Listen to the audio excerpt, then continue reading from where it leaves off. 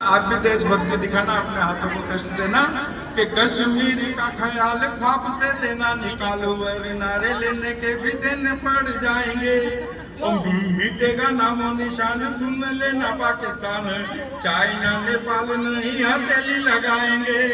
माता भारती का भाल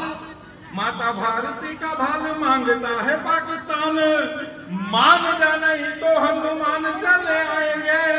वो पहले तो रावण की लंका में लगाई आग, अब के वो आग पाकिस्तान में लगाएंगे।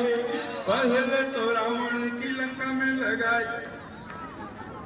अच्छा, हालांकि यहाँ मैं हास्य का कवि हूँ, लेकिन इसका मतलब ये नहीं कि हास्य का कवि देशभक्त नहीं होता।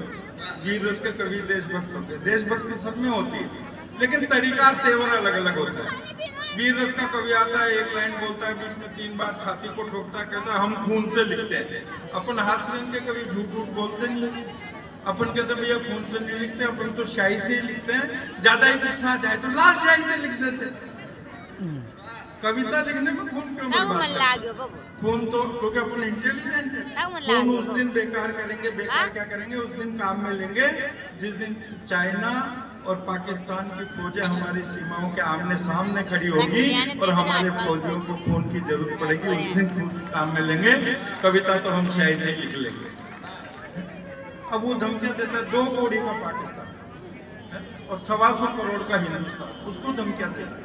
एक दिन में पाकिस्तान में कविता लिख रहा, रात को 2:30-3 बज गए, 2-3 बार धर्मपत्नी उठी कि मेरे को नींद नहीं आ रही, बार लाइट जला देते और गुनगुना रहे हो। तो सुबह उसने पूछा क्या कर रहे थे, मैंने पाकिस्तान पर कविता। अरे क्यों 2 करोड़ के पाकिस्तान पे इतनी टेंशन लेते हो, उस पर कविता ही लिख दी 2 करोड़ के पाकिस्तान पे। जितने उसका जवाब है, उसके लिए तालियां बजाना, वो भी देशभक्त है। उसने कहा कि जितने पाकिस्तान के माल गोदाम में टोटल जिंदा कारतूस नहीं है ना, उससे ज्यादा तो साल भर में मैं लिपस्टिक लगा के खोके फेंक देती हूँ।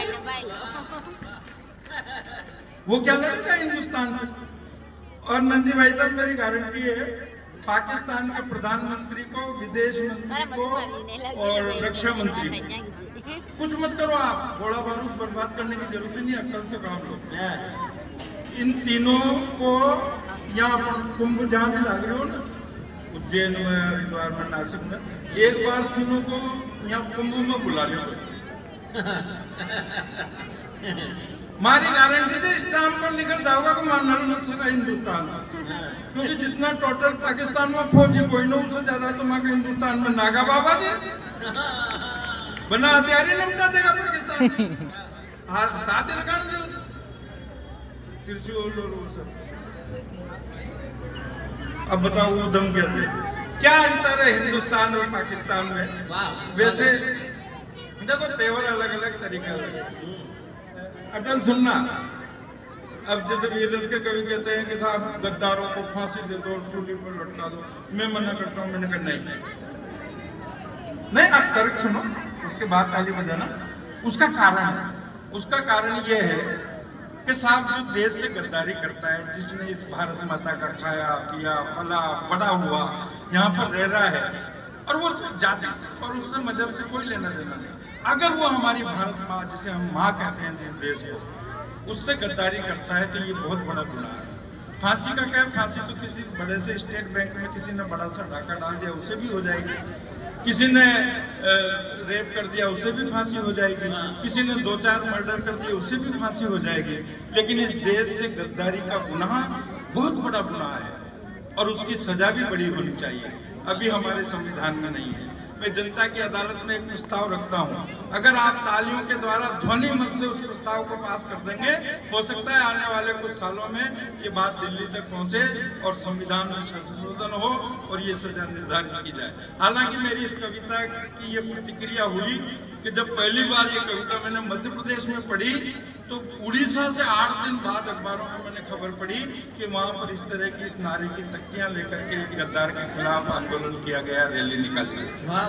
एक तेवर देखना, तरीका देखना कि गद्दारी की सजा क्या होनी चाहिए। गुनाह बहुत बड़ा है तो उसकी सजा क्या होनी चाहिए। सुनिएगा बहुत ध्यान से, केवल 4 पंक्तियां। एक हास्य रस के कवि का वीर रस का तेवर कि गद्दारों को ना फांसी दो ना सूली पर लटकाओ, गद्दारों को ना फांसी दो ना सूली पर लटकाओ, चिकन बिरयानी खिलवाने को मोदी जी इन गद्दारों को जिंदा जिंदा जिंदा अंडरलाइन, मोदी जी इन गद्दारों को जिंदा इसी जमीन में गड़वा कर उसी जगह पर उसके ऊपर सुलभ कॉम्प्लेक्स बनवाओ।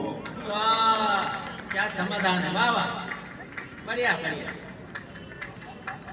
अब कल्पना करो आप तहसीलदार साहब जिंदू कट रही है आदमी गटर में और मुंह को मुंडा पे ऊपर लिखो तो दाऊद इब्राहिम सुलभ कॉम्प्लेक्स, अजहर मसूद सुलभ कॉम्प्लेक्स। जो भी पढ़ोगे ना उनकी 7 पीढ़ियां भी ना सोचोगे यार देश से गद्दारी करनी चाहिए, तो यह दशा होगी। और आप कहीं सोच रहे जो वहां पर 5-10 में काम चल जाओगे, 5-10 रुपए में 5-5 हजार रुपए लगेगा और 5-5 महीना का नंबर भी ना हो, देशभक्ति करवाने जाओगे को लोग बाग।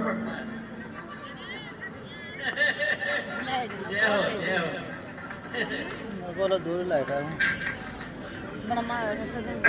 गाड़ी थे ना खड़ी कर दी भाई साहब मैं समर्पित करूँ तो भरपूर कहाँ ये सब बड़ी सजा यही होनी चाहिए। एक बार सब ताली बजाओ, कहाँ यही होनी चाहिए। जोरदार ताली बजा के स्वागत करें, बहुत बढ़िया समाधान। कल्पना कविताएं कल्पना में लिखी जाती है, लेकिन मैं 4 पंक्तियों का मेरा छंद बहुत वायरल हुआ, बहुत वीडियो बने लोड कर इसमें। क्या अंतर है हिंदुस्तान और पाकिस्तान? इसमें कल्पना की नहीं हकीकत की एक लाइन है और थोड़ा सा संबल देना एक पंक्ति को पीछे तक के श्रोता सुनिएगा। अंतर जमीन आसमान का कि दोनों वक्त जितना खाता है पूरा पाकिस्तान उतना तो हम यहाँ झूठा छोड़ देते हैं। ये कल्पना नहीं है साहब, गूगल में सर्च कर लेना। जितने हमारे हिंदू धर्म के छोटे से छोटे मंदिर से लेकर बड़े से बड़े वैष्णो देवी तिरुपति बालाजी तक जितने रोज भंडारे होते हैं और हमारे सिख भाइयों के छोटे से छोटे गुरुद्वारे से लेकर के अमृतसर साहब तक जितने लंगर रोज लगते हैं, अगर उन लंगरों का और हमारे भंडारों का एक दिन का राशन जोड़ लिया जाए ना, मेरा दावा 1 साल तक बैठा बैठा खा सकता है पाकिस्तान। तालियां कमजोर है आपकी कि दोनों वक्त जितना खाता है पूरा पाकिस्तान उतना तो हम यहाँ झूठा छोड़ देते हैं। और जितने के टैंक हो तमन से तेरे पास सारे, उतने के बच्चे ये खिलौने तोड़ देते हैं। और उठाना तीसरी पंक्ति कि रक्षा का बजट साल भर का है जितना भी पाकिस्तान का, रक्षा का बजट साल भर का है जितना भी, दिवाली पे उतने पटाखे फोड़ देते कि रक्षा का बजट साल भर का है जितना भी, दिवाली पे उतने फटाके फोड़ देते हैं। और साहब उरी में धोखे से उन्होंने हमारे 18 सैनिक मारे थे पाकिस्तान की फौज और आतंकवादी संगठन में मिलकर के। हमारे देश के प्रधानमंत्री ने 21 फौजियों की एक टुकड़ी को आदेश दिया, 20 फौजी और 1 कमांडर कि जाओ सर्जिकल स्ट्राइक करो और दुगने मार के वापस आना। आपने पूरे विश्व में ऐसी विदेश नीति, ऐसी कूटनीति और ऐसी राजनीति आपने आज तक नहीं देखी होगी। सर्जिकल स्ट्राइक करके नीचे से टूटा पाकिस्तान को, एयर स्ट्राइक करके ऊपर से टूटा,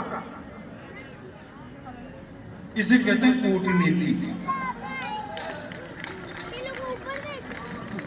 इससे बड़ी कूटनीति हो सकती है कहीं?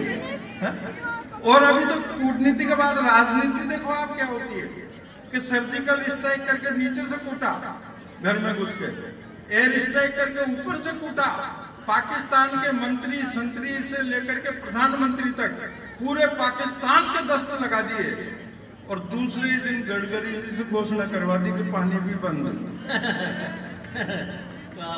यह है राजनीति। दस्त लाग रहे पूरा पाकिस्तान कर पानी भी बंद करेंगे। बारीक बातचीत थोड़ी सी ऊपर से कट गई यार। चलो अभी आगे और तो हमारे 21 फौजी गए और बिना किसी एक भी नुकसान के 38 मार के वापस आए। तो जो फौज के अधिकारी होते हैं बड़े मेजर जनरल कर्नल, उन्होंने उस कमांडर को डांटा कि यार तुमने प्रधानमंत्री जी का प्रोटोकॉल तोड़ दिया। उन्होंने 18 मारे थे, प्रधानमंत्री जी ने कहा था कि दुगने मारना है, तुमने 38 मार दिए, जबकि 18 दूनी होते 36, 2 ज्यादा मार दिए। तो ये कल्पना की पंक्तियां हैं पूरे देश की तरफ से, आप सबकी बढ़िया। तरफ से, पलायता की तरफ से। अंतिम पंक्ति से अपना थोड़ा सा उठाना कि दोनों वक्त जितना खाता है पूरा पाकिस्तान, उतना तो हम यहाँ झूठा छोड़ देते हैं। और जितने के टैंक वो तमंचे तेरे पास सारे, उतने के बच्चे तो खिलौने तोड़ देते हैं। वाह। रक्षा का बजट साल भर का है जितना भी,